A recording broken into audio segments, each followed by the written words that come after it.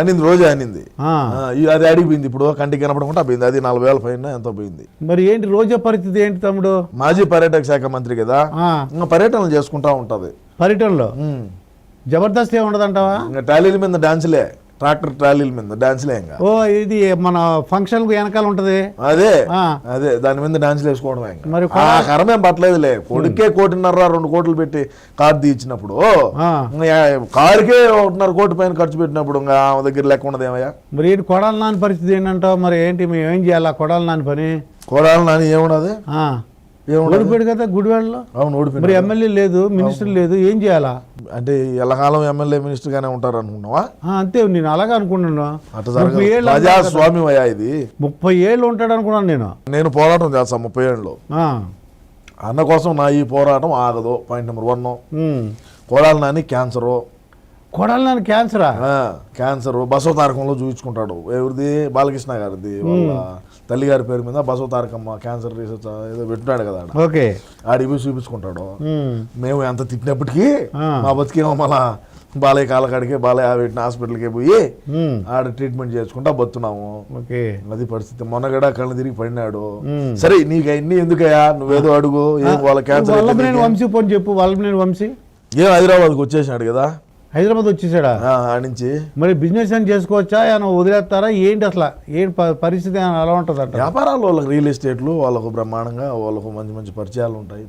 అదే మనం అంటే ఇంటర్నేషనల్ గా ఉంటాం, మనకు లోకల్ గా తెలియదు కాబట్టి ఏదో వాళ్ళు పడేది వాళ్ళు పడతా ఉంటారు. మనకెందుకు? ఇప్పుడు జగన్మోహన్ రెడ్డి గారు ఇప్పుడు ఓడి చెప్పేది, ఇప్పుడు జగన్మోహన్ రెడ్డి ఏంది బొక్క, మా అన్నే కావచ్చు.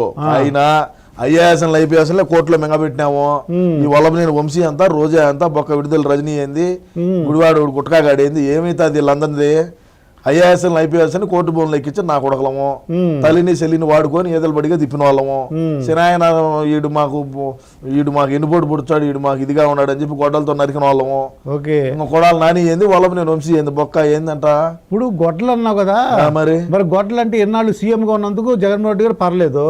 ఇప్పుడు మరి దిగిపోయారు, ఏమవుద్దంటారు గొడ్డల పోటు? ఏమైతే ఏమవుతుంది, సిబిఐ విచారణ పిలుస్తుంది, పోతాము. అన్నా పోతాడు, వదినా పోతుంది. తేడా జరిగితే లోపల మింగుతారు. ఏందంట 16 నెలలు ఉన్నాం, ఏమవుతుంది? ఇంకా మేమేం చూడడం చేయాల, మాకు తెలియజేయాల.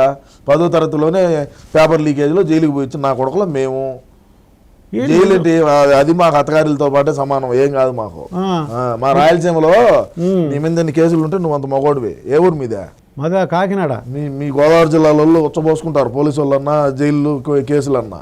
నిజమే, మాకు ఇంటికి ముక్కతో సమానం. ఇది ఇంటికి ముక్క. అన్న మీద ఎన్ని కేసులు ఉన్నాయి, ఏమైంది, ఏం పెరిగినారా? సీఎం గా ఉన్నారు కాబట్టి రాలేదు. మరి సీఎం దిగిపోతున్నాడు కదా, ఆల్రెడీ రాజీనామా రాసి ఇచ్చినాడయా. సిబిఐ కేసులు అన్ని ఏమవుతాయని. ఏమైనా కానీ 16 నెలలు జైల్లో ఉన్నాము, ఇంకొక 16 నెలలు ఉంటాం అవసరం అయితే. అంటే అలవాటేనంటావు ఇవి? అయితే వారిని 10వ తరగతిలోనే జైలుకి పోయి వచ్చిన వాళ్ళమయ్యా. మళ్ళీ ఒకసారి బాలకృష్ణ అభిమాన సంఘం కడప టౌన్ ప్రెసిడెంట్ గా పనిచేసినప్పుడు ఏదో సినిమాలో కూడా ఎవరో గొడవ అయితే అప్పుడు కూడా 2 రోజులు కేసులో ఉండొచ్చాడు. మరి ఏంటి చక్రం బాబా అంటే, చక్రం బాబాని మీరు ఏళకోవడం చేశారు. ఎవరు? మీరు, మన పార్టీ. జగన్మోహన్ రెడ్డి చక్రం బాబా చక్రం తిప్పాడంట సెంటర్ లో అని. ఇప్పుడు మళ్ళీ అదే పరిస్థితి వచ్చింది. ఇప్పుడు మళ్ళా ఫోటోలు వచ్చినాయి, నేను కూడా చూసాను. నరేంద్ర మోడీ పక్కన కూర్చోన్నాడు. అవునవును. ఏం మాకు కూటమి తెచ్చి పెడతాడో చంద్రబాబు నాయుడు మాకే తెలియలే. మీరు సీఎం అయినప్పుడు ఏం చెప్పాడంటే మెడల్ ఉంచుతాను అన్నారు, మెడల్ ఉంచలేదు.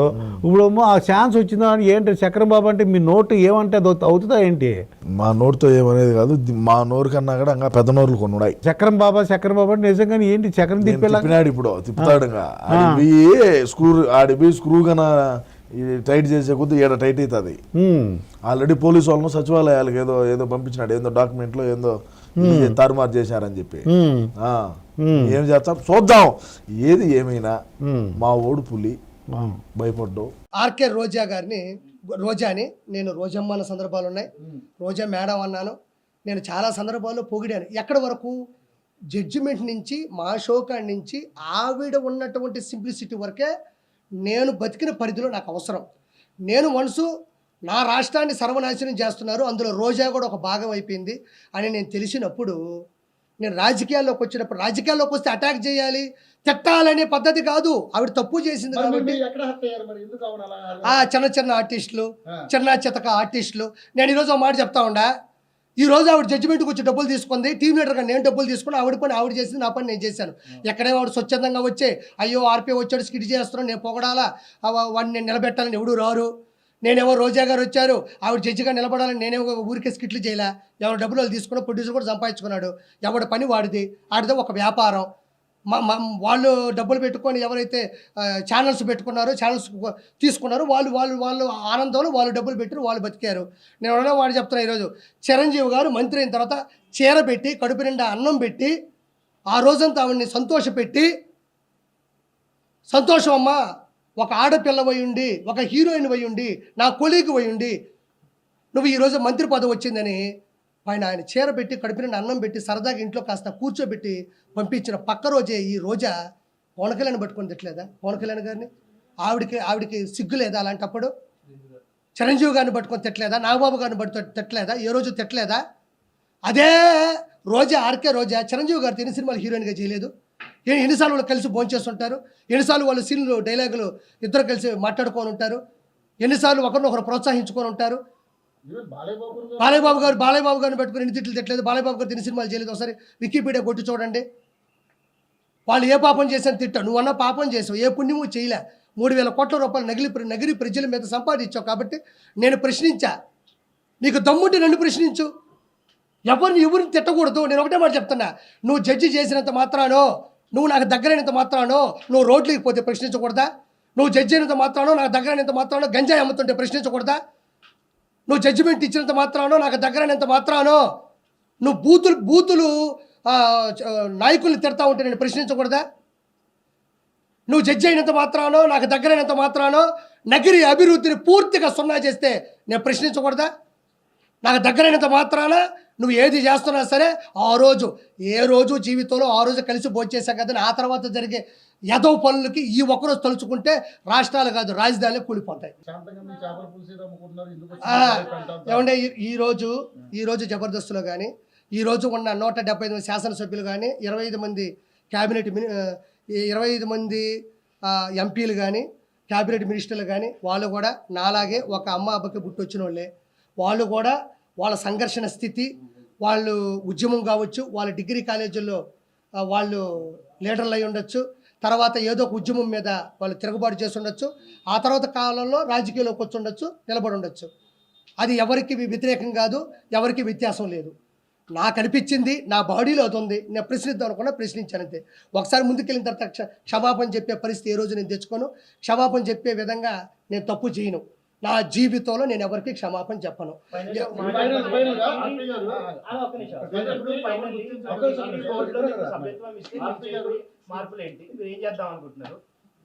టీడీపీలోనే సార్, టీటీడీ పోస్టులకి నేను అర్హుని ఉన్నవాడినే. నాకు అర్హత ఉందా?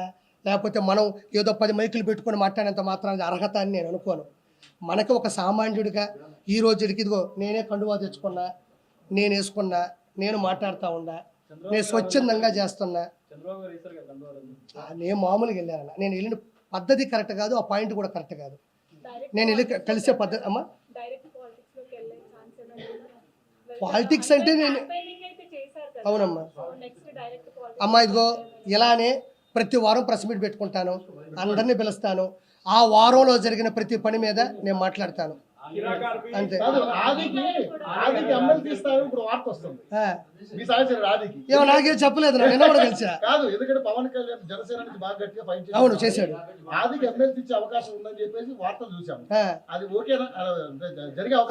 వస్తే చాలా మంచిది, ఎందుకంటే పాపం చాలా సంవత్సరాల నుంచి కష్టపడ్డాడు. అలాంటి వాళ్ళకి వస్తే ఆది అని మీరు అనింది, ఆలీ గారితో నాకు సంబంధం లేదు. ఆది అయ్యా అలీ గారు ఆయన వెళ్ళిపోయారండి, అలీ గారు వెళ్ళిపోయారు. ఓసారి గారి గురించి వదిలేండి, నేను అన్నాను, నేను మాట్లాడాను అతను అనే అవును ఎవరు ఖచ్చితంగా పెడతా ఆ. ఎవరు చేస్తాడు ఇప్పుడు ఎఫ్డీసీ చైర్మన్గా పోసాన గారు రిజైన్ చేయలేదన్నారు, చేయకుండా ఇంట్లో పెట్టుకుంటాడండి దాన్ని. ఆ రోజు నేను మాట్లాడినప్పటి నుంచి ఈ రోజు వరకు బయటికి రాలా. బయటకు వచ్చి కనీసం ఓడిపోయిన తర్వాత అయినా ప్రజలు మమ్మల్ని ఎందుకు ఓడించారు మేము తెలుసుకుంటాం, మేము నేర్చుకుంటాం అని కూడా లేదు.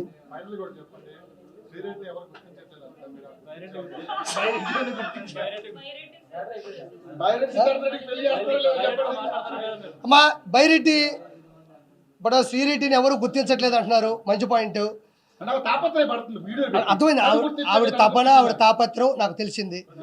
ఇప్పుడు బైరెడ్డి కూడా వయసులో ఉన్నాడు, పొరకలు వేస్తున్నటువంటి వయసు, ఉత్సాహమైనటువంటి ఉత్సుకతతో కూడినటువంటి వయసు. కాబట్టి నువ్వు ఎలాగో వన్ సైడ్ లవ్ కాబట్టి ఓసారి ప్రపోజ్ చేయి, వెళ్ళు బైరెడ్డి సిద్ధార్థ రెడ్డి దగ్గరికి వెళ్ళు. అతను కూడా పట్టేసుకుంటారు, అతనికి ఏముంది ఇప్పుడు. ఇద్దరు కలిసి ఒకరినొకరు అర్థం చేసుకోవడమే నిజమైనటువంటి పరమార్థం. ఇప్పుడు వైఎస్ఆర్సీపీ వెళ్ళి బైరెడ్డిని పిలిపించుకొని ఇద్దరు మాట్లాడుకొని ఏమ్మా ఏంది పరిస్థితి ఏంది అనుకుంటే వాళ్ళ ఇష్టాలు వాళ్ళవి. అందరికీ వచ్చారు, అందరికీ సంతోషం. ఓం నమో వెంకటేశాయ, జై శ్రీరామ్.